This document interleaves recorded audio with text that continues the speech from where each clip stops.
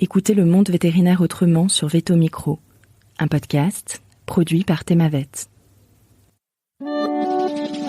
Bonjour, je suis Sophie Wilforn, vétote multicasquette, et je me suis fixée comme mission l'amélioration du quotidien des vétérinaires. Et moi je suis Marine Slove, vétérinaire touche à tout, journaliste, consultante et cofondatrice de VetoJob. Bienvenue sur le podcast qui rend la parole aux vétérinaires. Grâce à ce média, nous pouvons enfin livrer notre regard sur la profession. Un regard qui nous est propre, même s'il diffère parfois de la version idéalisée bien ancrée dans l'imaginaire collectif.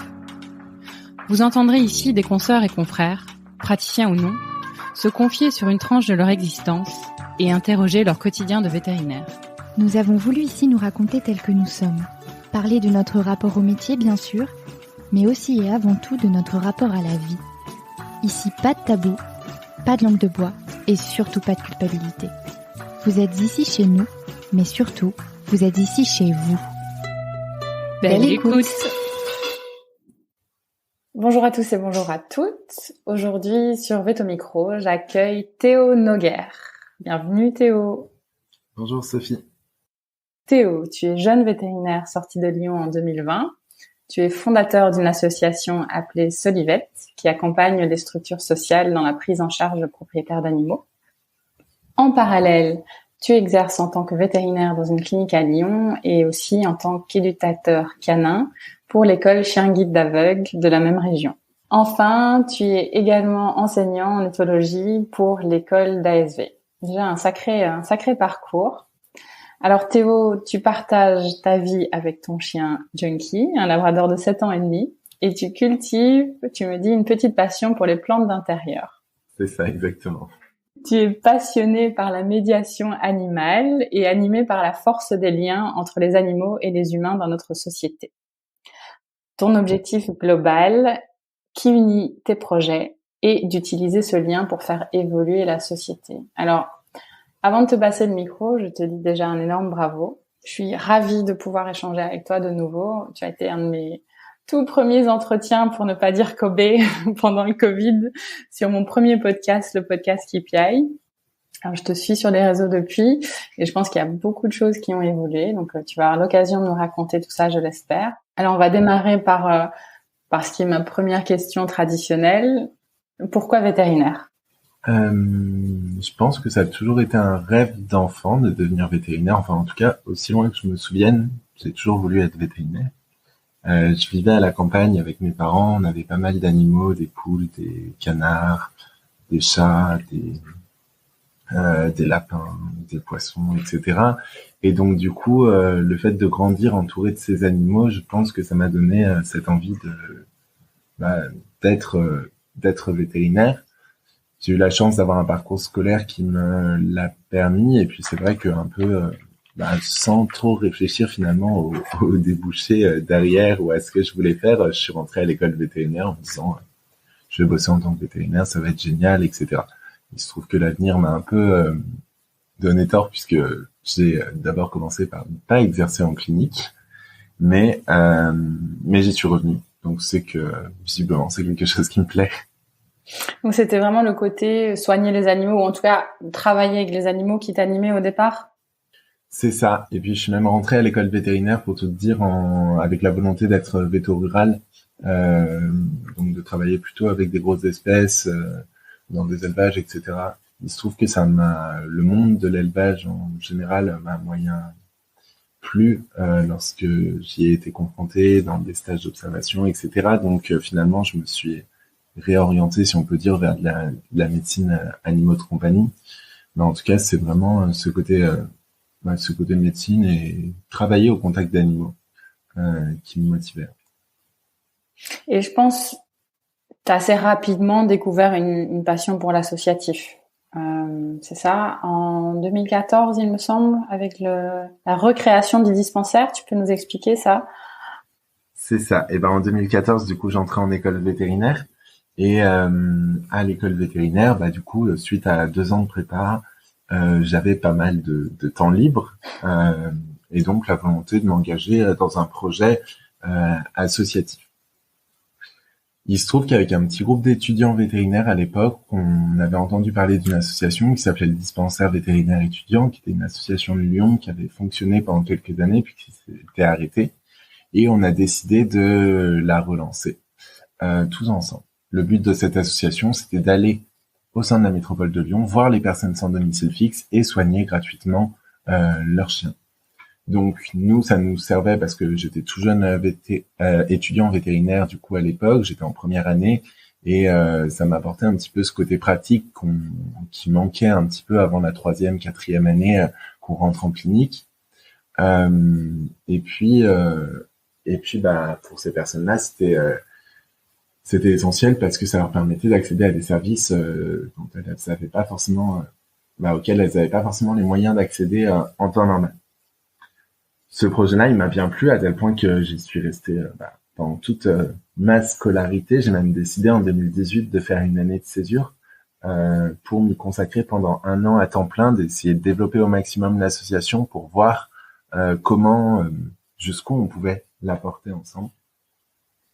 Et puis du coup, à la sortie de l'école vétérinaire, j'ai souhaité continuer dans ce domaine-là en montant Solivet, donc avec la volonté toujours de travailler auprès de ce public en grande précarité et de leurs animaux. Et donc, le dispensaire vétérinaire, ça existe encore aujourd'hui. C'est plus toi qui gères cette partie-là, j'imagine. Ouais, c'est ça. Aujourd'hui, ça a été repris par des étudiants et ça change d'ailleurs chaque année. Mais c'est hyper important et hyper intéressant, je trouve, d'avoir réussi à garder cette association pour que les étudiants vétérinaires qui viennent quand même de milieux généralement assez aisés puissent être confrontés aussi à un public qui n'a pas forcément les moyens de payer de consultation, d'un public sans domicile fixe en général, parce que mais pour la plupart des étudiants et pour moi à l'époque aussi, c'est souvent la première fois qu'on interagit avec une personne SDF réellement lorsqu'on se retrouve en consultation avec elle, parce que dans la rue on se dit bonjour, on donne une pièce éventuellement, mais voilà, l'échange s'arrête souvent là. Puis je trouve que ça rentre bien dans le cursus des étudiants vétérinaires français en tout cas, parce que à l'école vétérinaire, c'est pareil, l'école vétérinaire est devenue un petit peu un centre de spécialistes, et donc il y a que des cas très compliqués de médecine avec des seconds avis, etc. Souvent référés par leurs vétérinaires habituels qui se rendent à l'école, des propriétaires qui savent qu'ils vont payer des grandes sommes et que ça dérange pas, et donc finalement on a un gros biais sur le public, les clients qui se présentent au centre hospitalier universitaire. Donc finalement, ça venait assez bien compléter ma formation, du moins c'est l'impression que j'en ai eue, en apportant ce côté un peu plus médecine de première opinion et public, où il faut faire attention au côté financier. Et c'est tous les étudiants qui participent au dispensaire, ou c'est aléatoire? Alors c'était les étudiants volontaires. Il se trouve que lorsque j'ai quitté le dispensaire, on était près d'une centaine d'étudiants bénévoles chaque année. Ce qui était intéressant, c'est qu'il y avait à peu près un étudiant sur 2 de première année qui s'inscrivait au sein de l'association et donc qui passait auprès des publics sans domicile fixe. Donc ça touchait quand même une grosse partie des étudiants, sans dire tout le monde. Depuis, on avait déjà réussi d'ailleurs à l'époque à faire rentrer cet engagement associatif au sein du cursus des étudiants vétérinaires, puisque ceux qui étaient suffisamment engagés dans l'association se voyaient récompensés par des crédits ECTS et donc une petite mention sur le diplôme comme quoi ils avaient participé aux activités du dispensaire. Depuis, l'école vétérinaire est même allée plus loin en créant un projet qui s'appelle Balto et qui pour le coup fait partie intégrante du cursus des étudiants vétérinaires où tous vont y passer, et avec une journée, une demi-journée auprès de publics sans domicile fixe. C'est top. Et ça, c'est quelque chose qui existe dans les autres facultés? Alors ça a été à Lyon, on a été assez innovant là-dessus. Pour le coup, on était la première structure où ça avait été créé. À Alfort, il y avait eu un dispensaire étudiant qui avait fonctionné quelques années puis qui s'était arrêté. Et puis là, depuis maintenant 2020, avec le plan de relance et la recréation de l'association Vétérinaires pour tous, ces projets de dispensaires étudiants, ou en tout cas de dispensaires étudiants laïcs, sont en train de se multiplier dans les écoles. Ça a été relancé à Nantes, ça a été lancé pour la première fois du coup à Nantes, ça a été relancé à Alfort, donc c'est en train de se diffuser en tout cas. Ah, c'est super. Et comment ça se passe d'un point de vue plutôt pratique sur le terrain? Est-ce que j'imagine qu'ils sont globalement reconnaissants, les gens que vous accompagnez avec leurs animaux, mais j'imagine aussi que vous pouvez être confrontés à des situations un peu plus compliquées. Ouais. Alors sur le terrain, il y avait quand même un gros biais qui était que, en France, l'exercice de la médecine vétérinaire dans la rue est interdit. On doit être sur un lieu d'hébergement de l'animal. Et donc, du coup, nous, on exerçait uniquement au sein de centres d'accueil d'hébergement ou au sein d'accueil de jour. Donc, c'était finalement, on se déplaçait au contact de ce public-là, mais ce public-là avait aussi un petit chemin à faire pour venir nous voir. Il fallait qu'il se rende à l'accueil de jour, la demi-journée où on y était. Voilà. Donc ça amenait quand même un petit biais dans notre exercice, parce que du coup, on avait uniquement les personnes volontaires qui souhaitaient vraiment amener leur animal qui se présentait. Donc finalement, on a peut-être un gros biais sur les cas de maltraitance, etc., qu'on voit pas, parce que les personnes mais exactement comme en clinique, hein, les personnes qui ne prennent pas soin de leurs animaux, elles l'amènent pas chez le vétérinaire, et donc finalement, on les voit pas, on les connaît pas. Pour celles qui venaient avec leur animal au sein de ces structures-là, donc du coup, on transformait une salle en centre de soins temporaire pour une demi-journée, une journée, enfin ça dépendait un petit peu du nombre d'animaux qui étaient prévus. Et la consultation se passait finalement comme dans un cabinet, ou plutôt comme à l'école vétérinaire, c'est-à-dire que les étudiants faisaient la pré-consultation, il y avait un enseignant qui était là, à qui on présentait le cas, qui vérifiait, et puis on faisait les vaccinations, les identifications. Ça tournait quand même beaucoup autour de la médecine préventive ou de la médecine de première opinion, des petits problèmes de peau, des petits problèmes d'otite, etc. Mais il se trouve que globalement, les animaux étaient plutôt en bonne santé. Et c'était surtout une façon de soulager le propriétaire et puis de le valoriser dans sa responsabilité de maître, de propriétaire d'animaux de compagnie, parce que c'est des personnes qui ont tendance à être quand même à prendre bien soin de leurs animaux, je trouve, de façon générale, et qui ont aussi besoin qu'on leur dise, parce que quand on traverse des périodes difficiles comme ce qu'elles vivent souvent à ce moment-là, ça fait du bien de s'entendre dire qu'elles font les choses correctement et que voilà, c'est ça. Oui, ça fait partie presque de leur réinsertion dans la société, quoi, parce qu'ils sont marginalisés de manière générale. C'est ça. Et puis dans tout le parcours de réinsertion, on est sur un dispositif quand même assez descendant, où finalement le travailleur social va dire à la personne ASDF ce qu'elle doit faire, doit faire tel papier, etc. La personne ASDF, elle subit un petit peu sa réinsertion. En tout cas, enfin, elle est, on est vraiment dans un système très vertical sur la réinsertion classique, hein. Je parle donc avec les centres d'hébergement, puis le logement, etc. Ces consultations vétérinaires, c'est quand même un moment souvent où on renversait un petit peu ce rapport de force, où finalement le propriétaire de l'animal, c'est lui qui en savait le plus sur son animal à ce moment-là.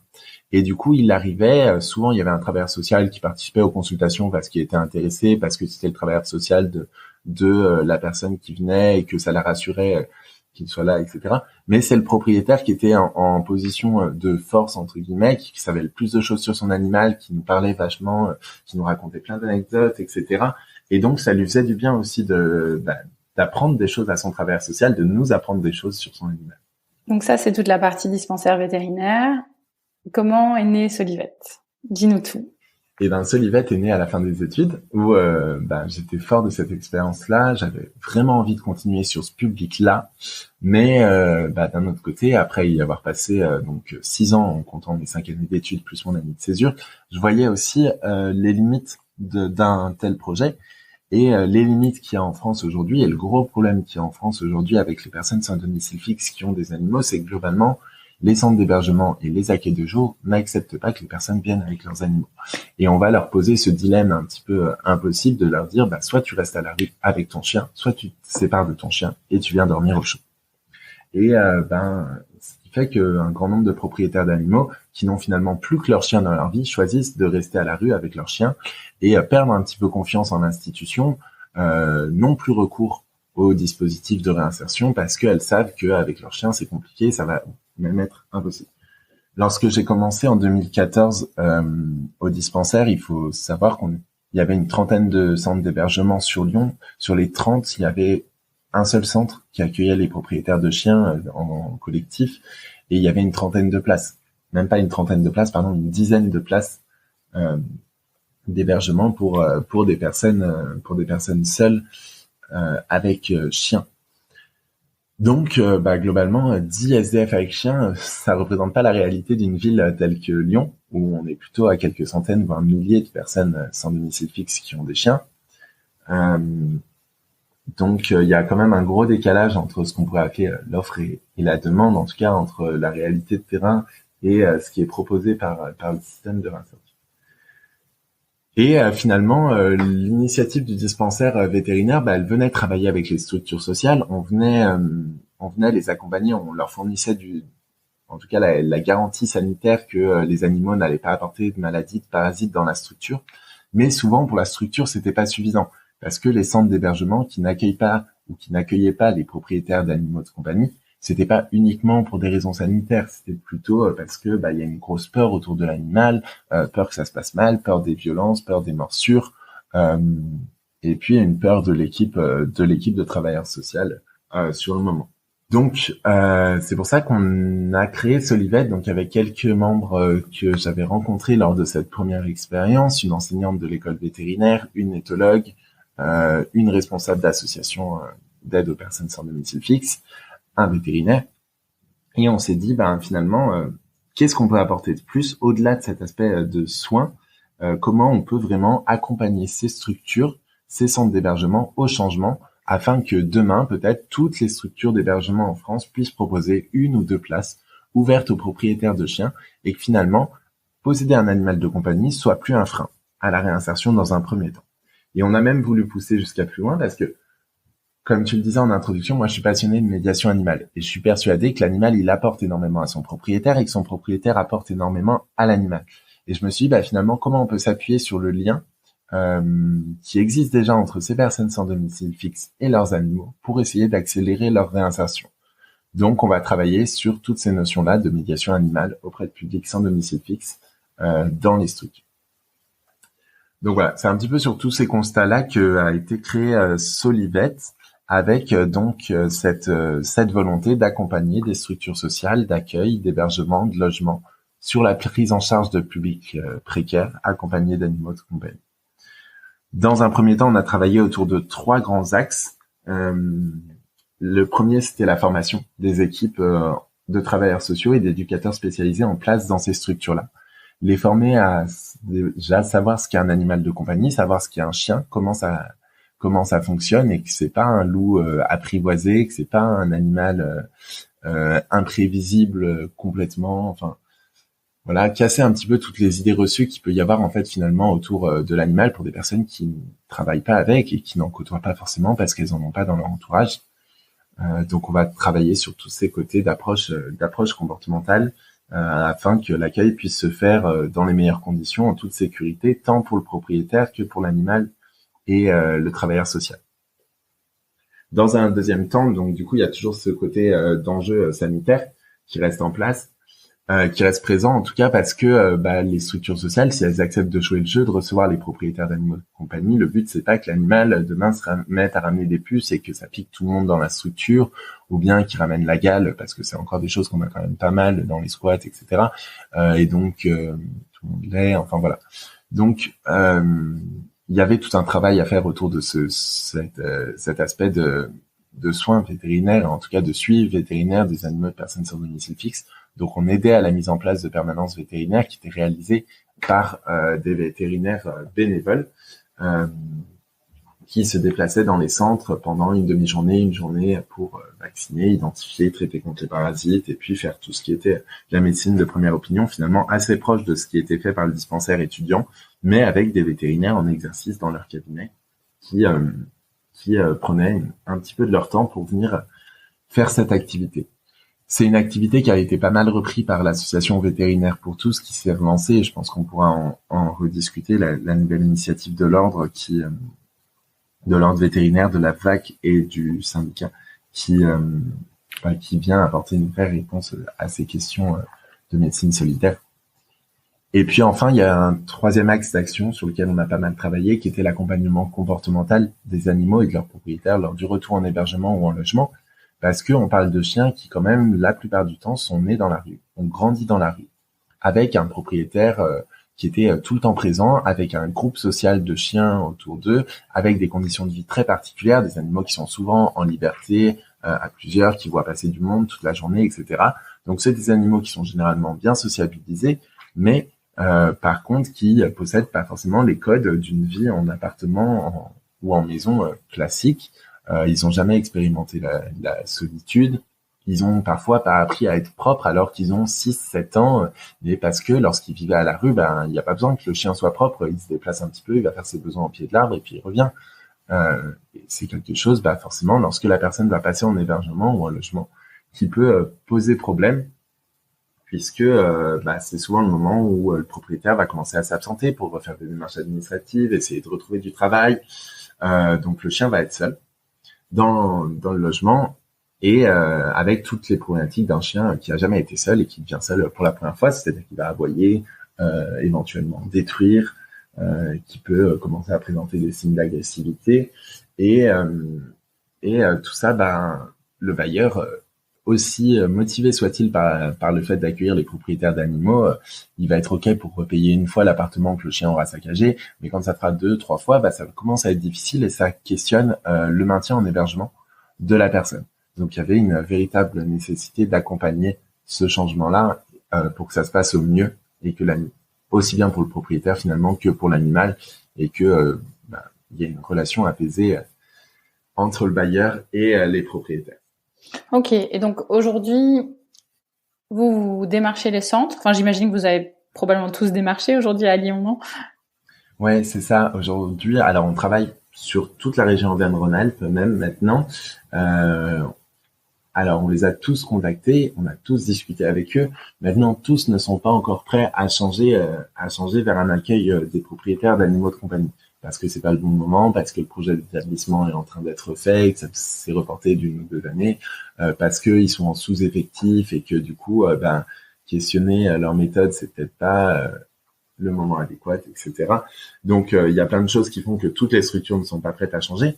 Aujourd'hui, sur la région Auvergne-Rhône-Alpes, on a travaillé avec une trentaine de centres, la plupart qui accueillaient déjà des propriétaires d'animaux de compagnie, mais qui toléraient finalement l'animal plus qu'ils ne l'accueillaient, c'est-à-dire que il n'y avait pas d'aménagement spécifique pour les animaux, les travailleurs sociaux ne savaient pas comment réagir, il y avait parfois des situations du coup assez tendues avec des chiens, des mâles entiers qui se croisent dans un couloir et qui se sautent dessus, et puis personne ne sait quoi faire, et donc du coup quelqu'un se met au milieu et se fait mordre. Enfin voilà, on était sur de l'accueil de l'animal finalement qui avait été un peu subi plus que pensé, et donc on a accompagné pas mal de centres comme ça, et puis depuis 2022 on a commencé à accompagner aussi une dizaine de centres qui n'accueillaient pas du tout les propriétaires d'animaux de compagnie et qui se sont mis à les accueillir, qui ont reçu leur premier SDF avec un chien,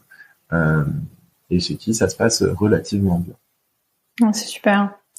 Et du coup, les 3 axes dont tu as parlé, ça, c'est systématique que vous accompagnez sur ces 3 axes-là, j'imagine, et vous avez un certain process, je sais pas, vous êtes combien, comment ça se passe au niveau pratique? Alors aujourd'hui, on est 2 salariés au sein de l'association. On travaille avec 2 autres formateurs pour la partie du coup de formation professionnelle, et on travaille avec 4 à 5 éducateurs canins sur la partie de suivi comportemental des animaux. Pour nous, c'est important de bosser en équipe pluridisciplinaire parce que j'ai beau être vétérinaire, je suis passionné de comportement, je fais des consultations spécialisées, enfin spécialisé en comportement au sein de la clinique, c'est pas pour autant que je sais tout et que j'ai la possibilité d'intervenir de partout sur toutes les problématiques de comportement. Donc du coup, j'aime bien bosser avec des éducateurs canins. Je trouve que ça apporte pas mal de choses, un regard un peu nouveau sur la question. On travaille du coup avec ces centres effectivement sur les 3 axes, la formation, le suivi vétérinaire et l'accompagnement comportemental. Après, selon où en est la structure, on va commencer par l'un ou par l'autre. Sur les structures qui accueillent pas du tout les propriétaires d'animaux de compagnie, évidemment, le suivi comportemental, c'est pas la priorité. La priorité, c'est d'aller former les équipes, de repenser le règlement intérieur, de repenser les modalités d'accueil au sein de la structure, et puis de valider l'entrée du premier chien, de faire en sorte qu'il soit vacciné, identifié lorsqu'il rentre dans la structure, qu'éventuellement il ait reçu une évaluation du niveau de dangerosité, non pas parce que c'est des chiens plus dangereux que les autres, mais simplement pour rassurer les équipes qui sont en place dans la structure.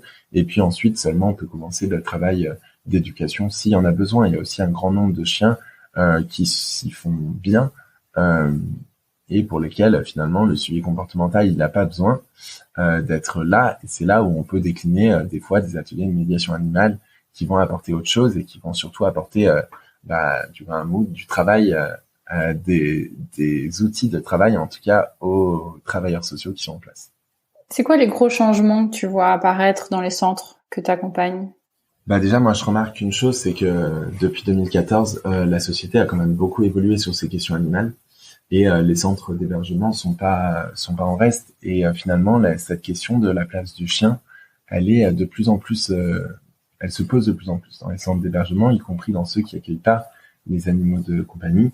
Et c'est un discours, je me souviens lorsque j'étais étudiant. Alors, est-ce que c'est le côté aussi j'étais étudiant et donc peut-être un peu moins crédible qu'aujourd'hui, mais en tout cas, lorsqu'on rencontrait des centres à l'époque, en 2014, 2015, 2016, on avait le centre qui n'était pas forcément très motivé sur ces questions animales. Et aujourd'hui, lorsqu'on les rencontre, c'est des réflexions qui sont déjà eues en équipe, qu'on leur pose régulièrement, etc. Ça va même plus loin parce que depuis cette année, on a 2 centres qui sont venus à nous parce que l'État, dans leur contrat pluriannuel d'objectifs et de moyens, donc dans le contrat qui lie l'État avec ces centres d'hébergement, a obligé les centres d'hébergement à accueillir des propriétaires de chiens. Donc on est sur un rapport de force qui est en train de changer un petit peu sur ces questions animales où vraiment avant c'était pensé on accueille la personne et si la personne a choisi d'avoir un chien, c'est son problème, il reste à la porte ou elle s'en sépare, mais nous on est là pour la personne. Là où aujourd'hui les centres sont vraiment en train de se dire finalement on doit travailler sur l'inconditionnalité de l'accueil des personnes sans domicile fixe en France et cette inconditionnalité fait qu'on accueille les gens tels qu'ils sont et s'ils ont choisi de vivre accompagnés d'un animal de compagnie, s'ils ont choisi de former ce binôme humain-animal, et finalement on les accueille tous les deux et c'est ça qui est intéressant. C'est quoi, tu penses, qui a fait changer ça dans la société ? Tu penses qu'il y a quelque chose en particulier ? Je pense que la crise du Covid a quand même pas mal aidé. C'est rare de dire ça, mais la place de l'animal de compagnie a quand même beaucoup évolué et c'est devenu un vrai membre de... ça l'était déjà un peu, mais ça s'est accentué pendant la crise du Covid où l'animal est vraiment devenu un membre de la famille à part entière. Et donc, ça, forcément, ça joue sur le rapport qu'on a aux animaux des autres aussi, parce que si pour nous, certains travailleurs sociaux, certains directeurs de centres ont des chiens chez eux, et ils voient bien que leur rapport avec leur chien a changé, qu'aujourd'hui, ils ont envie de l'amener au travail, ils ont envie de partager plus de choses avec eux, et donc du coup, forcément, lorsqu'ils voient un SDF avec un chien, ils projettent un petit peu sur eux et donc ça change les relations qu'ils avaient avec eux. Je pense que derrière, il y a aussi un gros travail de lobbying, c'est-à-dire qu'à force de répéter à ces centres-là qu'il faut accueillir les publics avec animaux, ça fait des années qu'on le fait, que plusieurs structures le font, forcément ça joue un peu et ça fait qu'aujourd'hui on arrive à des résultats, mais finalement faire changer une structure, faire changer des mentalités dans une structure, c'est assez long et c'est un travail de plusieurs années. Et peut-être que finalement, le changement qu'on voit aujourd'hui, c'est le résultat d'un travail qu'on a commencé il y a des années. Je je fais une mini marche arrière pour ensuite retourner vers la suite. Mais cette graine associative et entrepreneuriale, bon, les deux étant dissociables, hein, bien sûr, c'est quelque chose qui était toujours en toi, tu penses? Alors, la volonté de faire de l'associatif, oui. En tout cas, j'avais envie de m'engager dans des projets, j'avais envie de monter des choses en dehors de mon travail.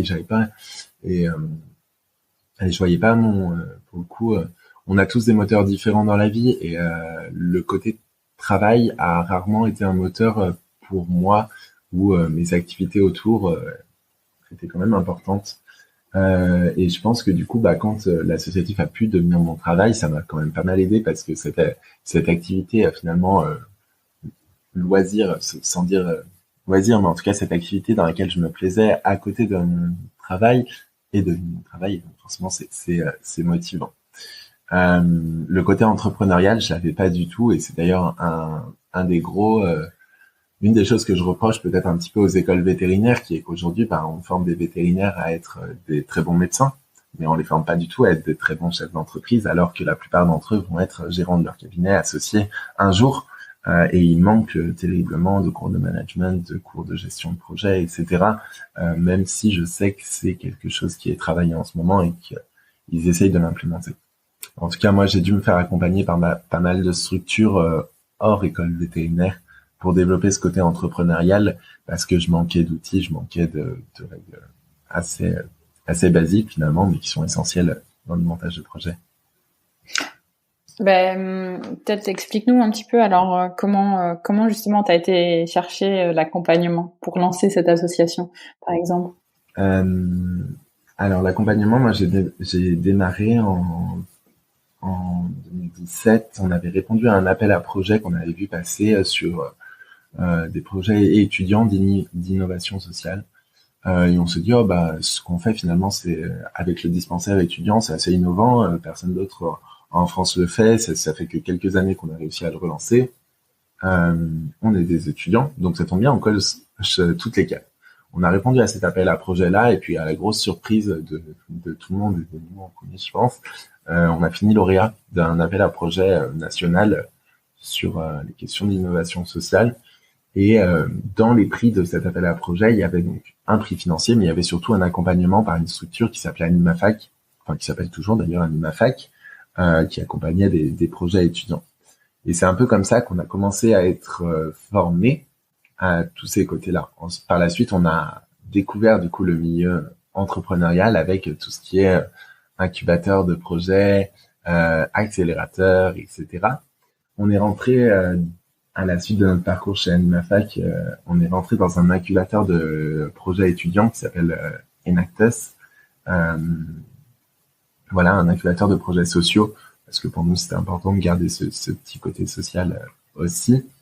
Et c'est vrai que là, on y est resté 3 ans, si je dis pas de bêtises. Et je pense qu'en 3 ans, j'ai appris l'équivalent de 10 ans d'entrepreneuriat. Enfin, c'était hyper dense comme accompagnement et hyper complet. J'ai adoré. Voilà. J'ai pris le statut étudiant entrepreneur pendant mon année de césure aussi. Donc, j'ai été suivi par l'Université de Lyon. J'ai participé à des cours. J'ai fait un diplôme qui s'appelle le diplôme étudiant entrepreneur aussi. Donc, un diplôme en management et gestion de projet. Voilà. Et puis, à la suite de ça, lorsque j'ai monté Solivet, cette fois-ci, je suis rentré dans un vrai incubateur, d'entreprise. Et puis, à la suite de cet incubateur d'entreprise, j'ai eu la chance de rejoindre en 2021-2022 l'accélérateur de la Croix-Rouge française, qui nous a permis de bien développer le projet Solivet, et puis surtout d'expérimenter auprès de la Croix-Rouge et de créer un beau partenariat avec eux. Ouais, c'est super ça. T'es encore chez eux aujourd'hui ou c'est fini cette partie? Alors, l'accompagnement de l'accélérateur s'est terminé en juin. Maintenant, les projets avec eux n'en sont finalement qu'au début, puisque l'objectif de l'accélérateur était d'expérimenter une forme de partenariat, que cette expérimentation de notre côté s'est très bien passée, et donc il y a en discussion en ce moment plusieurs projets communs pour fin 2022 et les années à venir. Alors, forcément, je vais te demander s'il y en a dont tu voudrais parler. Bon, c'est des projets assez simples, hein, finalement. Je pense qu'il y a rien de secret, mais l'objectif, en fait, pour la Croix-Rouge française, c'était de se questionner sur l'accueil des propriétaires d'animaux dans leur centre. Il faut savoir que la Croix-Rouge française en France, peut-être que je vais raconter n'importe quoi sur les chiffres, j'essaie de me souvenir correctement, mais en termes de centres d'hébergement, on parle de 150, 200 structures d'hébergement sur toute la France. Et lorsqu'on avait réalisé une petite enquête au début de cet accompagnement, il se trouve que sur les 150, 200 centres, il y en avait moins d'une dizaine qui accueillaient les chiens. Donc on est encore une fois sous le seuil des 10% de structures qui est souvent mentionné sur l'accueil des propriétaires accompagnés d'animaux de compagnie. Donc l'objectif de la Croix-Rouge, qui se rendait compte aussi de leur petite faiblesse sur cette question-là, c'était de rendre leur centre un peu plus inclusif pour ces propriétaires d'animaux de compagnie. Et donc l'objectif, c'est de pouvoir accompagner des centres de chez eux. On a accompagné là, sur le début d'année 2022, deux structures, une à Aix-en-Provence et une à Paris, avec lesquelles ça s'est très bien passé. Et puis l'objectif pour 2022-2023 en général, c'est de pouvoir passer à au moins une dizaine de structures nouvelles accompagnées. Top. Et j'imagine que ça n'a pas été toujours simple, toute cette mise en place de différents projets, que ce soit chez le dispensaire ou Solivet. Il y a des difficultés en particulier que tu as rencontrées pendant la mise en place de tout ça? Ouais. Il y a eu plusieurs difficultés. La première difficulté, elle a peut-être été de l'ordre du juridique, parce que lorsqu'on lance des projets d'innovation, on est toujours un petit peu borderline sur des questions juridiques. En tout cas, on explore des choses nouvelles et donc des choses qui n'ont pas forcément été cadrées par la loi. Et nous, on s'est retrouvés lorsque on s'est mis à soigner des animaux de personnes SDF, confrontés au code rural qui interdisait la médecine foraine, qui interdit de réaliser des soins gratuitement dont on peut tirer un bénéfice, une structure tierce, etc. Et donc, on a eu de nombreuses discussions et parfois un peu compliquées avec l'ordre vétérinaire régional puis national pour réussir à trouver un compromis sur finalement comment on pouvait aller soigner ces animaux sans facturer aux propriétaires, parce que de toute façon, ils ne payeront pas. Et que ce soit fait, que ça protège les intérêts de la profession quand même, mais qu'en même temps, on puisse faire un dispositif qui fonctionne. Se dire simplement, il faut que des vétérinaires accueillent des SDF et les fassent gratuitement dans leur cabinet, on sait que ça fonctionnera pas, parce que les vétérinaires ont déjà peu de temps, on connaît les problèmes de recrutement de la profession, etc. Donc, avoir du temps pour un vétérinaire, c'est déjà compliqué. On n'a pas forcément envie d'avoir un SDF qui se pointe 1 heure après son rendez-vous, complètement alcoolisé au milieu de sa salle d'attente. C'est moyen pour les autres clients et je peux le comprendre aussi. Donc, et puis de toute façon, les SDF souvent ne sont pas prêts à aller dans un cabinet classique, parce qu'il y a toujours cette peur de finalement je vais payer, je vais être jugé, etc. Donc il y avait besoin de créer ces espaces nouveaux de soins d'activité pour apporter une solution à ce public-là, dont les animaux n'étaient souvent pas ou peu médicalisés. Et ça, d'un point de vue juridique, ça a été un peu compliqué. Ça a mis un petit nombre d'années. Maintenant, grâce à l'association, enfin, surtout grâce à l'arrivée de l'association Vétérinaire pour tous, tout a été... on a trouvé un compromis qui fonctionne finalement assez bien, avec cette possibilité pour des vétérinaires d'intervenir dans des structures sociales, que ce soit des centres d'hébergement, des accueils de jour, etc. Il y a encore des difficultés. Vétérinaire pour tous, par exemple, prend en charge uniquement les soins aux animaux de personnes SDF sur des permanences comme ça, si elles sont réalisées avec les écoles vétérinaires, ce qui veut dire que pour les régions où il n'y a pas d'école vétérinaire, finalement, un vétérinaire ne peut pas se dire avec une structure, tiens, demain, je viens toute l'après-midi pour vacciner les 10 chiens qui logent chez toi et je facture à Vétérinaire pour tous, c'est pas possible, donc il n'y a pas de prise en charge encore de ce côté-là. C'est un petit peu un frein qu'on a encore aujourd'hui, mais globalement, c'est des freins qui sont plutôt mineurs par rapport à ce qu'on a vécu ces dernières années. L'autre difficulté, qui est cette fois-ci plus générale plus général, plus pour tous les entrepreneurs, je pense, c'est la difficulté lorsqu'on se lance de monter un business qui tourne et de réussir à se rémunérer, de réussir à lancer une activité. En plus, nous, pas de chance, Solivette a été fondée en juin 2020, donc c'est-à-dire que on sortait de 3 mois de confinement Covid. On a créé l'association en juin, en tout cas déclarée en préfecture en juin. Derrière ça, on s'est remangé 2 confinements à la suite, donc monter une boîte à ce moment-là et tenter de faire un petit peu d'activité, surtout que c'est des choses qu'on peut pas trop faire en visio, nous, donc on a tenté de faire de l'activité en présentiel dans ces structures-là pour des publics qui souvent n'ont pas accès à la vaccination, donc ils n'étaient eux-mêmes pas vaccinés Covid. Voilà, c'était vraiment pas simple.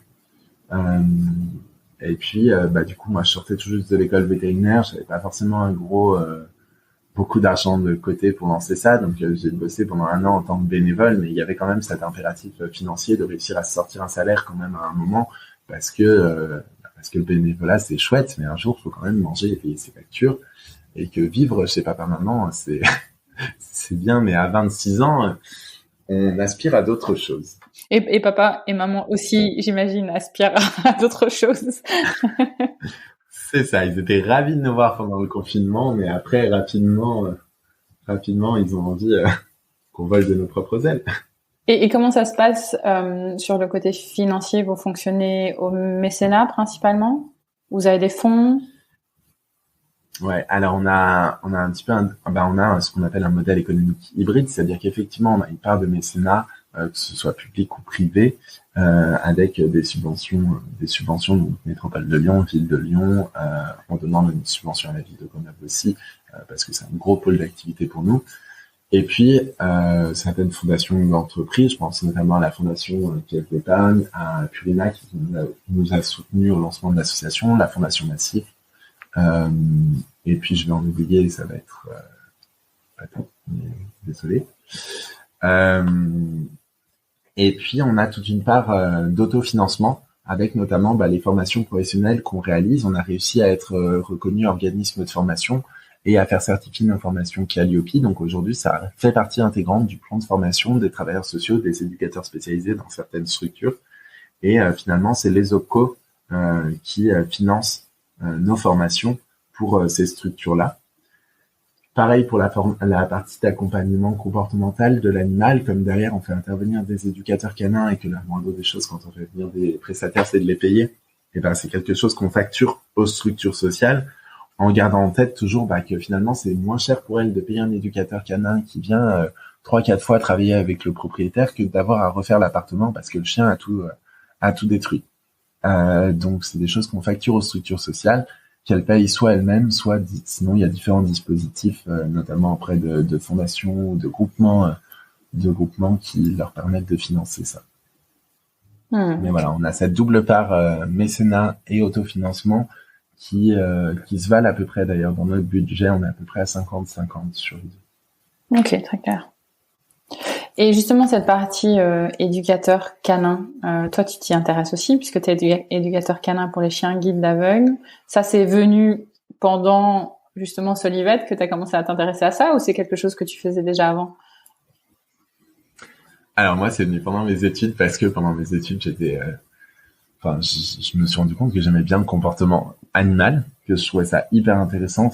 C'est finalement quelque chose d'hyper profond. Il y a plein, en plus, ce que j'aime bien, c'est que c'est une discipline où il n'y a pas encore de consensus. Enfin, il y a peu de consensus et on voit bien d'ailleurs au sein des vétérinaires comportementalistes, il y a plein d'avis différents sur plein de choses et je trouve ça intéressant de creuser tout ça. J'ai été beaucoup aidé sur la création de Solivette par une vétérinaire, Catherine Escriou, qui est vétérinaire et maître de conférences en médecine des comportements à l'école de Lyon. Donc je pense que ça m'a aidé à être finalement attaché à la médecine des comportements parce qu'elle m'aidait beaucoup et qu'on parlait souvent comportement animal. Donc j'ai suivi une formation à la sortie de mes études en comportement, une formation du docteur Nathalie Simon. Et puis du coup c'est quelque chose que j'ai commencé. Alors étonnamment, je n'osais pas commencer auprès des publics sans domicile fixe où je faisais intervenir des éducateurs canins.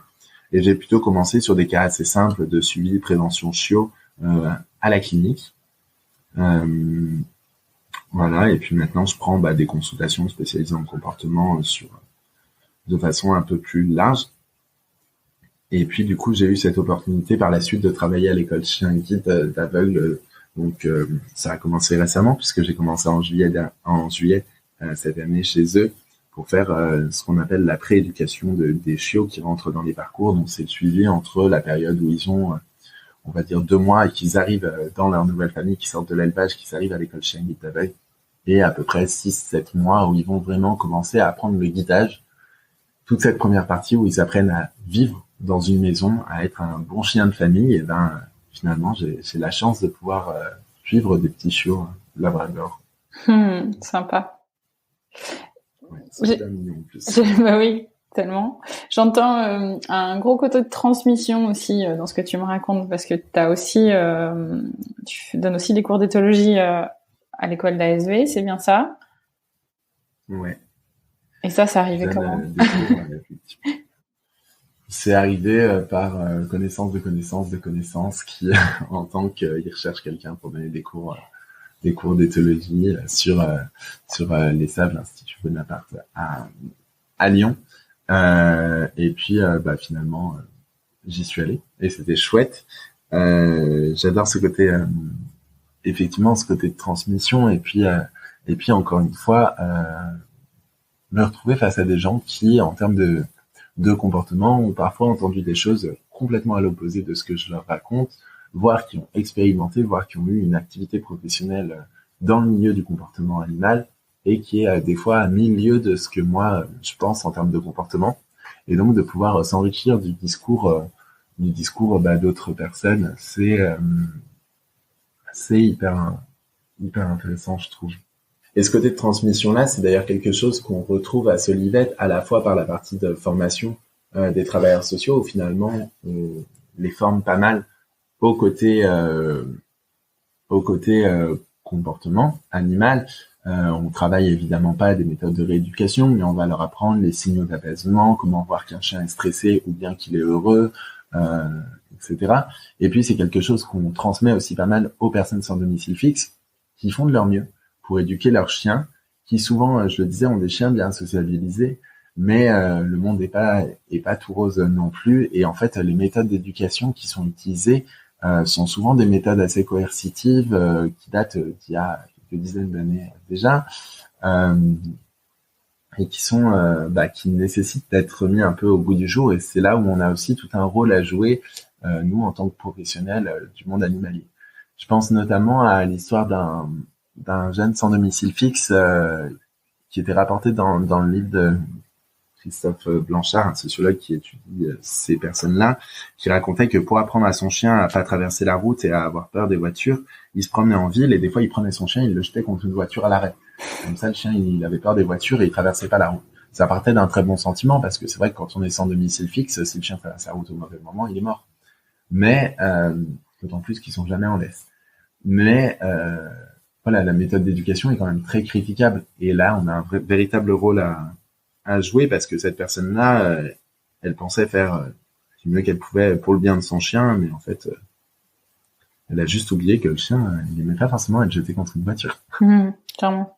Et pourquoi tu penses qu'il y a si peu de consensus encore aujourd'hui au niveau comportemental et éducation? Déjà, je pense parce qu'il y a beaucoup de personnes dans le milieu comportemental qui ont des égos un peu important. Donc le côté discussion est pas forcément souhaité par tout le monde. Et il y a beaucoup de comportementalistes, que ce soit en vétérinaire ou pas, d'ailleurs, qui sont sûrs de ce qu'ils font, qui de toute façon ont des résultats, et donc du coup leur méthode c'est la mieux, et les autres c'est de la merde. Et puis voilà. Donc je pense que ça joue forcément un petit peu. Et puis après, les études sur le comportement des chiens et des chats, il y en a quand même pas tant que ça. On étudie beaucoup l'éthologie des animaux sauvages, mais l'éthologie des chiens de compagnie, ça reste quelque chose d'assez. Il y a encore du gros travail à faire là-dessus. Et je pense que beaucoup de vétérinaires sont pas forcément renseignés, sont pas. Alors après, c'est le problème d'une profession généraliste, hein, c'est qu'on peut pas être bon de partout et on peut pas tout connaître et être à jour sur surtout sur l'ophtalmologie, la chirurgie, la dentisterie, le comportement, etc. Donc, il y a beaucoup de vétérinaires que ça n'intéresse pas forcément, qui répètent ce qu'ils ont appris à l'école vétérinaire il y a des années et qui sont des concepts qui ont peut-être un peu changé au vu des dernières données de la science. Et ouais, je pense que ça demande du temps finalement de se tenir à jour des dernières études d'éthologie et de les appliquer sans idées reçues et sans mettre trop de biais dans l'interprétation qu'on en fait.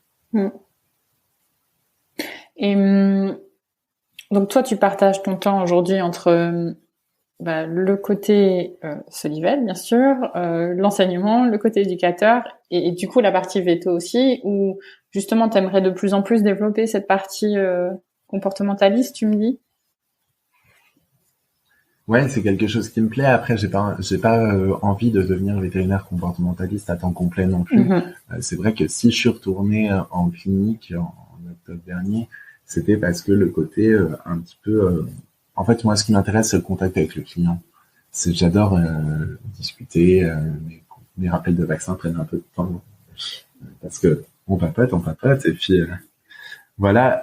Je trouve ça hyper intéressant et c'est vrai que c'est voilà, donc je me plais dans une activité assez généraliste. Justement, j'ai pas spécialement envie de me spécialiser à fond dans cette activité de comportement, même si j'ai envie d'être plutôt bon et plutôt au goût du jour là-dessus.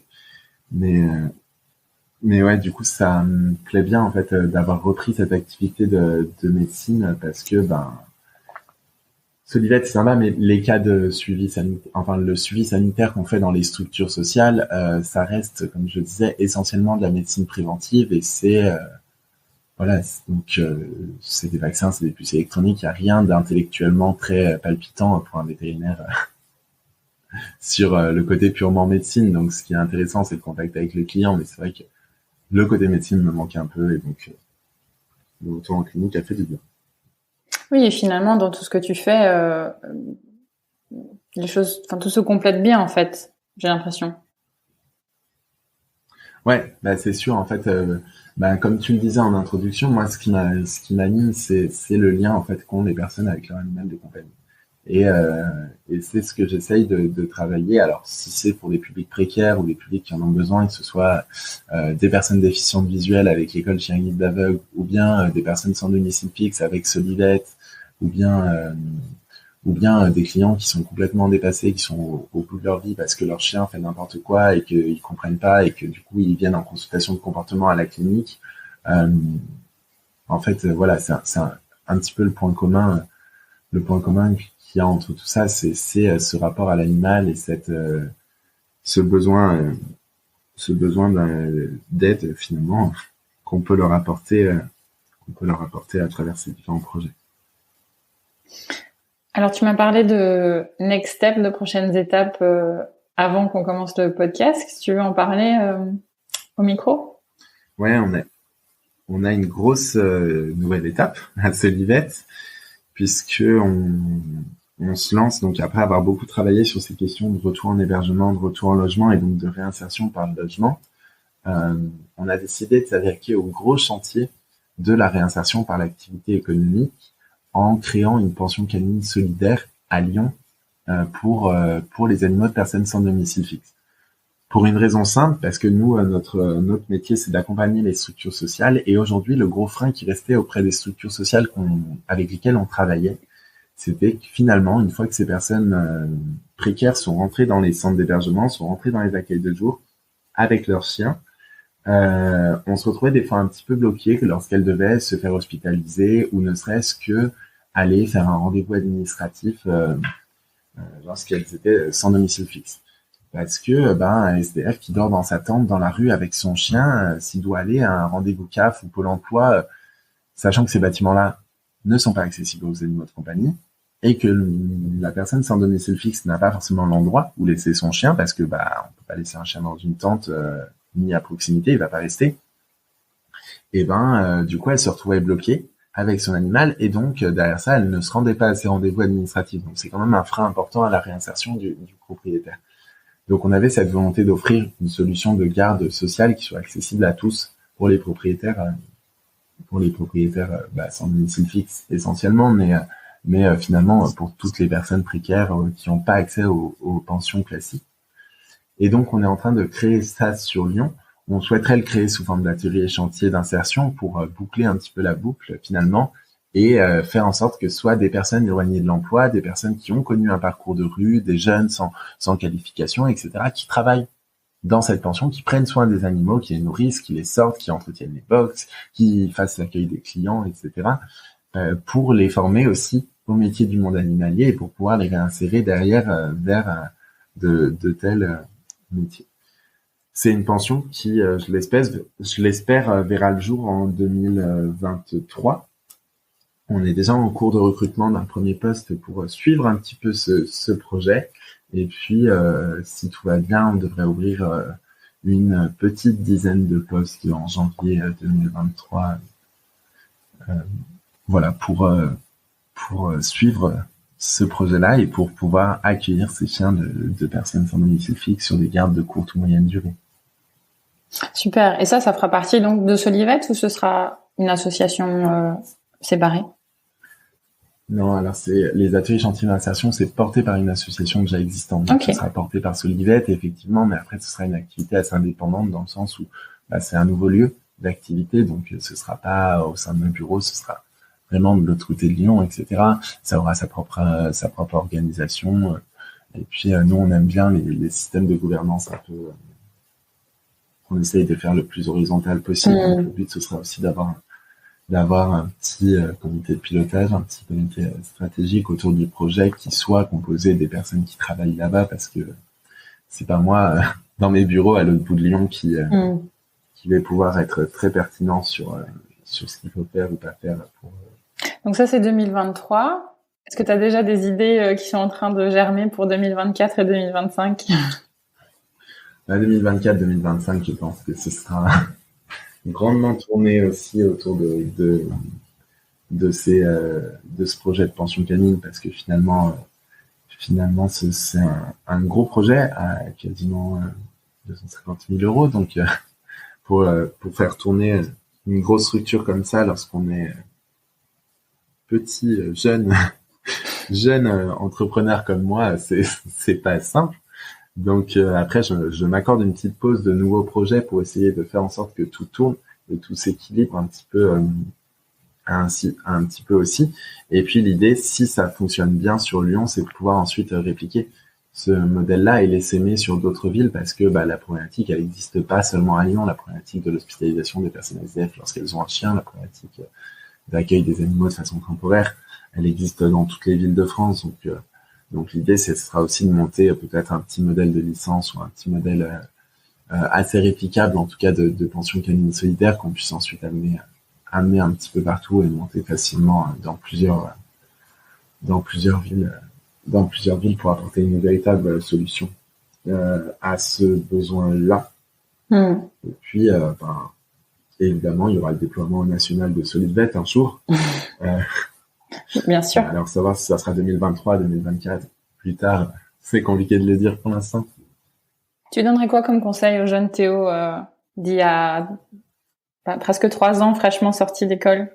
Je pense que d'y aller et d'oser. Je pense que je l'ai pas mal fait, mais c'est vrai que bien souvent sur ces projets-là, on se rend compte que ce qui est limitant, c'est nous plus que les autres. Et c'est toutes les pensées limitantes qu'on se met, tous les freins qu'on s'imagine, alors que dans la réalité, il y en a plein qui n'existent pas ou qui sont beaucoup moins importants que ce qu'on s'imagine. Et du coup, c'est vrai qu'il y a des moments où on a des moments de doute, où on a des moments de creux qui en fait ne sont dus qu'à nous-mêmes. Donc ouais, c'est vraiment ça que je me conseillerais d'y aller, de tenter, et puis ça marche, quoi. C'est ça. Au pire, ça marche. C'est un très bon motus. Et est-ce qu'il y a des conseils en particulier que tu donnerais à un veto, une vétote qui nous écoute, qui veut se lancer dans l'associatif? D'y aller aussi. Non, c'est génial, l'associatif, on apprend plein de choses, et puis pour le coup, je trouve ça hyper complémentaire de l'activité d'un vétérinaire classique, enfin, généraliste, parce que l'associatif, c'est avant tout de l'humain. Et notre métier vétérinaire, c'est aussi avant tout de l'humain, je trouve. Enfin, avant tout de l'humain. En tout cas, c'est une grande partie d'humain aussi. Et notamment lorsqu'on est jeune vétérinaire, qu'on sort de l'école, on a un bagage énorme de connaissances théoriques, de connaissances pratiques sur la médecine. Mais c'est vrai que ce côté humain-là, cette fibre sociale, c'est pas quelque chose qu'on peut apprendre sur les bancs d'une école. C'est quelque chose qui doit se confronter à la réalité et qu'on va développer au fur et à mesure de nos consultations, au fur et à mesure de nos rencontres. Et là-dessus, l'associatif aide beaucoup parce que finalement, en allant à la rencontre de personnes dans le besoin, ou bien en allant à leur rencontre ne serait-ce que de personnes d'un milieu totalement opposé,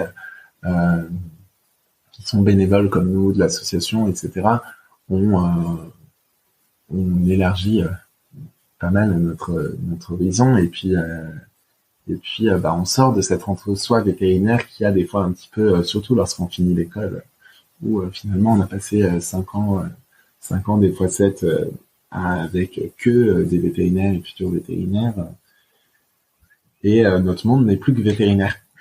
Et je pense que c'est un peu, faut pas oublier qu'on vit quand même dans une société qui est pas que vétérinaire, qui est pas que tournée autour des animaux non plus, et qu'il y a des humains de l'autre côté de la laisse. C'est quoi ta répartition de temps d'ailleurs entre la clinique et l'associatif aujourd'hui? Alors aujourd'hui, à la clinique, je travaille à peu près 2 jours par semaine. Et puis le reste du temps, donc je suis à 3 à 4 jours par semaine à Solidec. Ça donne une idée à nos auditeurs ce qui est faisable. En sachant que j'ai fait de c'est pas forcément un bon exemple parce que j'ai fait de l'associatif mon métier. À côté de ça, je suis bénévole dans des associations de maraude pour les personnes sans domicile fixe. Du coup, cette fois-ci, sans question animale, où on va simplement distribuer des repas dans la rue, etc. Et là, je participe plutôt à hauteur de peut-être 1 à 2 soirs par mois. C'est du coup plus ponctuel. Il y a vraiment toutes les formes d'engagement qui sont possibles, et vraiment du bénévole ponctuel sur un événement où on va aider à servir à la buvette, jusqu'à de l'engagement régulier. Il y a un panel de possibilités, un panel de milieux dans l'associatif qui est hyper varié. Il y a forcément des missions et forcément des choses qui conviennent à tout le monde.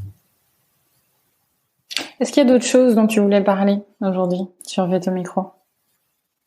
Si, peut-être faire je vais faire un petit discours un peu engageant pour les vétérinaires, mais pour les vétérinaires qui ont envie de se lancer au sein de l'association Vétérinaire pour tous. Je la conseille vraiment. C'est vrai que c'est une belle initiative qui a créé l'ordre, le syndicat et l'AVVAC il y a maintenant quelques années. Et c'est vrai que pour les vétérinaires qui ont envie d'apporter un petit peu cette dimension sociale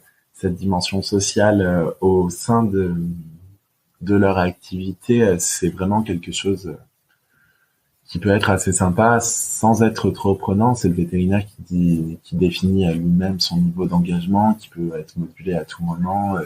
Donc on n'est pas obligé de faire que du social dans sa clinique, mais par contre, s'il souhaite en faire un petit peu, Vétérinaire pour tous, c'est une super opportunité. Peut-être tu peux nous expliquer un peu plus en détail pour ceux qui connaissent vraiment pas comment ça fonctionne. Ouais, bien sûr. Donc, Vétérinaire pour tous, c'est donc l'initiative de médecine solidaire qui a été créée dans le cadre du plan France Relance. Il y a 3 axes principaux autour de ça. Le premier, c'est un système de tiers payant pour les personnes qui sont en difficulté, donc des personnes bénéficiaires du RSA, de l'allocation adulte handicapé, minimum vieillesse, etc., pour qui finalement la présence d'un animal est essentielle, parce qu'une personne âgée dans son logement qui choisit d'avoir un chat pour lui apporter un peu de compagnie, c'est super. Ça permet de rompre l'isolement, mais par contre, c'est vrai que les petites retraites qu'ont certaines personnes aujourd'hui permettent pas toujours de financer les soins.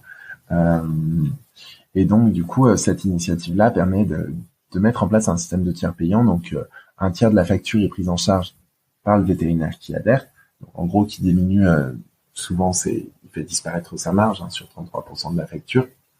Le tiers restant est pris en charge par un autre tiers, est pris en charge par l'association Vétérinaires pour tous, et enfin le tiers restant reste à la charge du propriétaire, qui du coup n'a plus que 33% de la facture totale à régler, ce qui est déjà beaucoup plus abordable pour des personnes en difficulté.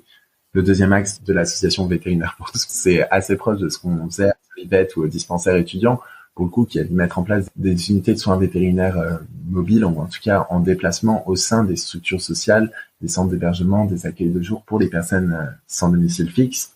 Donc l'idée, c'est qu'un centre vous appelle demain en vous disant écoutez, en ce moment, j'ai 4 propriétaires d'animaux qui ont des chiens à faire vacciner. Est-ce que vous pouvez venir tel jour, de telle heure à telle heure pour vacciner ces 4 animaux-là? Et le vétérinaire s'y rend, et l'intégralité de la facture est prise en charge par l'association Vétérinaires pour tous. Ça coûte rien au vétérinaire ni aux propriétaires sans domicile fixe. Et puis le dernier axe qui est pas encore, c'est des campagnes de stérilisation pour les animaux errants. C'est mis en place notamment dans les dom-toms. En France métropolitaine, c'est pas encore trop développé. Il n'y a pas eu de financement pour ça, mais c'est quelque chose qu'on est en train de rechercher en ce moment. Ok, super, très clair. En tout cas, on mettra les liens. Je mettrai les liens dans le synopsis du podcast pour que les gens puissent se renseigner plus s'ils le désirent. Et ce qui me fait une bonne transition aussi, est-ce que les gens qui nous écoutent peuvent te contacter s'ils ont des questions justement sur l'associatif, etc. Et si oui, par quel moyen? Bien sûr, ils peuvent me contacter soit directement sur le site internet de Solivet, donc c'est solivet.org. Dans la rubrique contact, il y a un petit formulaire de contact qui arrive directement dans ma boîte mail, soit sinon sur les réseaux sociaux, donc Facebook, Instagram, LinkedIn, où on est plutôt actif, donc directement sur la page Solivet, pareil. Je les reçois directement derrière. On est une toute petite équipe, on est 2, donc si c'est pas moi, c'est ma collègue, mais l'information passe vite. Bon, très bien, on mettra tous ces liens en commentaire.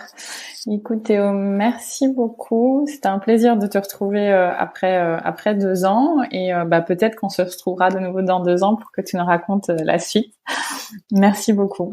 Et pas de souci, merci à toi Sophie. À bientôt. À bientôt. Si vous avez aimé cet épisode, n'hésitez pas à le partager à vos amis, à vos collègues, à tous les vétérinaires que ça peut intéresser, et ou à lui laisser 5 étoiles.